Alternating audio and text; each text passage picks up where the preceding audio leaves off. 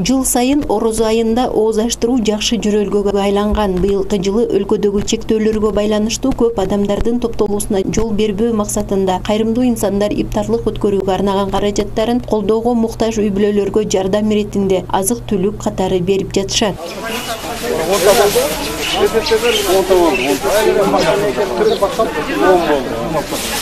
Кадамжай шаарынын чыгаан кыздарынын бири Бурулкан Аманова бул ирет өз районундагы 750 үй бүлөгө азык-түлүк жагынан жардам берди. Көп улуттуу Кадамжай эли Орозо күндөрү мындай жардам алгандыгына абдан кубанууда. Алардын бири Кадамжайда 60 жылдан бери жашаган татар улутундагы апабыз Фая Тагирова. Зор рахмат. Орозо вакытында шонча адамдарга жардам кылганыңызга.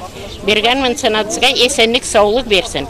Балаларына катта барака, Кадамжайыбызга катта барака берсин. Кадамжайыбыз жакшы. Жеке ишкер буга чейин да элини ар тараптуу кайрымдуулук иштерин жасап келгенин белгилеген жергиликтүү жетекчилер, жашоочулар өз ыраазычылыктарын билдирип, иштерине ийгилик каалашты.